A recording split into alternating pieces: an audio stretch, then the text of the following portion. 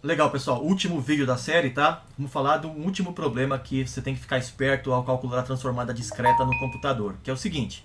Ele se chama dispersão, esse problema, tá? Em inglês se usa o termo leakage, né? Que não é dispersão, não é dispersion. Leakage significa vazamento, literalmente, tá? Mas em português não se usa vazamento, se usa dispersão. Para ilustrar esse problema, vou calcular a transformada da função seno de 3t. Tá? Usando uma amostragem de 64 pontos, tá? 2 elevado à sexta, tudo bem? E fazer, na verdade, duas transformadas. Uma usando um período de observação de 16π e outra transformada discreta usando um período de observação de 16π mais um tantinho, mais π sobre 7, que é um pouquinho a mais de 16π, tá? Aqui está o gráfico da função, tá? Seno de 3t, tudo bem? Aqui estou representando só em t igual a 2π mais π sobre 7, tá? Mas ela vai ficar a mesma coisa, né? Ela fica oscilando, oscilando, oscilando, oscilando até chegar aqui, e aí você tem mais π sobre 7. Tudo bem, gente? Agora reparem o seguinte, né? Ó, eu já falei para vocês antes que você precisa interpretar a transformada de Fourier da seguinte maneira. Ela é observada aqui entre 0 e t, né? E depois disso é como se ela fosse repetida, é como se fosse na série de Fourier. Na série de Fourier você tem lá um intervalo, né, de validade entre 0 e t, por exemplo, ou entre t1 e t2, e fora desse intervalo são clones, são cópias da função. Você tem que interpretar a transformada de Fourier da mesma maneira, né? Porque a transformada de Fourier é quase que uma série, ela é um passo além para funções não periódicas. Mas se você usa um período de observação que não é infinito, na transformada discreta, o problema volta a aparecer, né? E vocês se lembram da série de Fourier, o que acontece? Quando você tem uma função descontínua em algum ponto, como aqui, a série de Fourier converge para o valor médio entre os dois valores da descontinuidade. Tá? Então a série de Fourier vai convergir para cá. Tá? Então ela, se fosse a série de Fourier, ela tenderia a descer aqui para chegar aqui. Entende? O que introduziria outras frequências que não são do seu sinal. São frequências artificiais, né? Frequências espúrias. A sua função tem apenas uma frequência, né? Seno de 3t. Então na série de Fourier, que é, lembra-se da série de Fourier qual é, né? A f de t igual a 1 a 0 mais uma soma de an cosseno de nt, né? Mais uma soma de bns seno de nt. Bom, se a sua função é exatamente igual ao seno de 3t, significa que o a0 é 0 e todos os an são zeros e só o b3 que é diferente de 0, né? Porque só o n igual a 3 que aparece aqui. Né? Então isso daqui seria o A0 igual a n igual a 0. O Bn diferente de 3 também é 0. E você tem só o B3 que é 1. Essa seria o que isso aconteceria na série de Fourier. O problema é quando você escolhe um período aqui que não é um múltiplo da série, né, da função. A função f de t igual a seno de 3t tem um período mínimo de 2π sobre 3, né? Por quê? Porque quando, veja, né, se o t é 0, f de t igual a seno de 0, que é 0.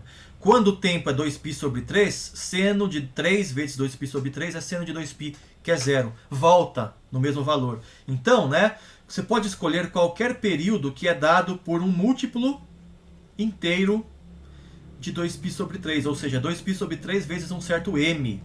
E o m pode ser inteiro, né? 0, mais ou menos 1, mais ou menos 2, qualquer inteiro. Qualquer inteiro funcionaria, tá? Então veja, se eu escolher um período de 16π, será que funciona? Bom, veja, né? 2π sobre 3, m. Qual é o valor de m para dar 16π? Deu para entender, gente? Bom, é fácil ver, né? Corta o π com π. m igual a 16 vezes 3 sobre 2, que dá 24. Certo? Que é inteiro, né? Então um período de 16π é o múltiplo inteiro do mínimo período da sua função. Então você não vai ter descontinuidade, né? Porque você estaria observando a função até aqui, ó. Isso aqui seria o seu t, igual a 16π, né? Por exemplo. Pode ser 2π, 4π, 8π, qualquer múltiplo, né, de π, aí vai dar certo. Tá? E aí, né, essa aqui seria a sua função que você está observando. A partir daí, você vai representar cópias da função. Mas como você pegou um período, né, completo, a cópia vai continuar igual à função. E aí não vai ter nenhuma descontinuidade. Entende? Mas, se você pega 16π mais um tanto aqui, mais π sobre 7, você criou uma descontinuidade aqui artificial na sua função. Então, você vai ter que representar não a função seno de 3t exatamente, mas a função que vai ter que vir para cá. Ó. Ela tem que vir para cá. Tudo bem? E aí vão aparecer outros termos na série de Fourier. Tá? Não vai ter só aquele B3 lá, né? Vai ter outros para conseguir descrever esse negócio aqui, essa curvinha que vai aparecer aqui também. Tá bom? O que faz, mas isso é artificial, percebe? Aparece apenas porque você não foi cuidadoso na escolha do período. 16π é ok, porque é o múltiplo do mínimo período.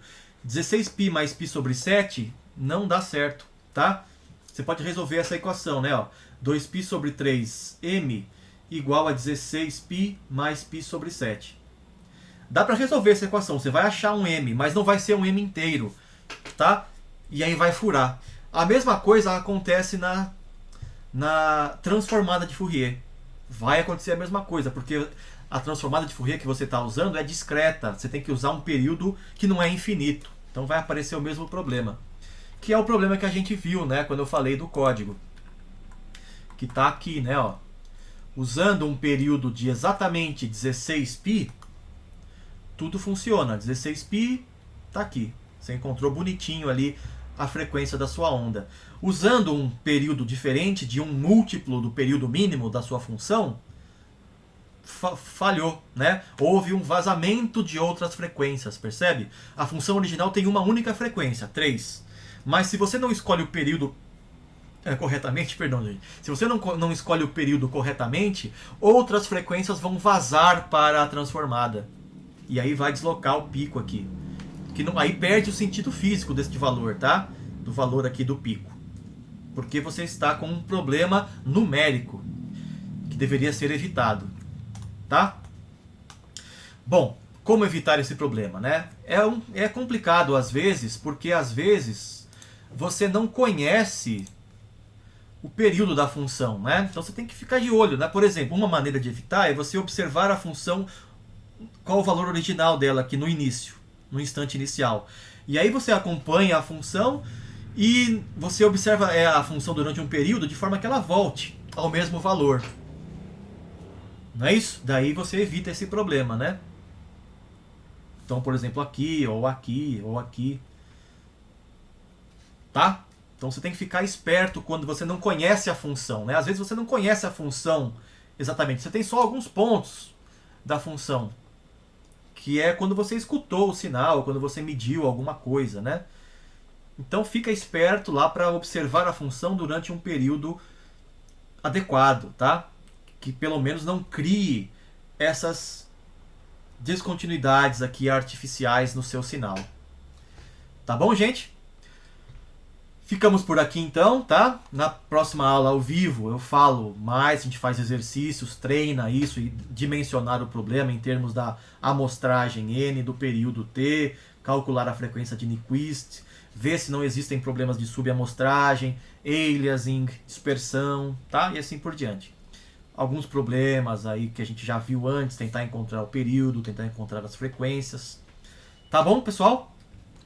Ficamos por aqui então por essa aula, tá? A gente se encontra numa próxima, na aula ao vivo ou nos próximos vídeos para quem está assistindo pelo YouTube. Obrigado por terem assistido. Até a próxima. Tchau. Valeu.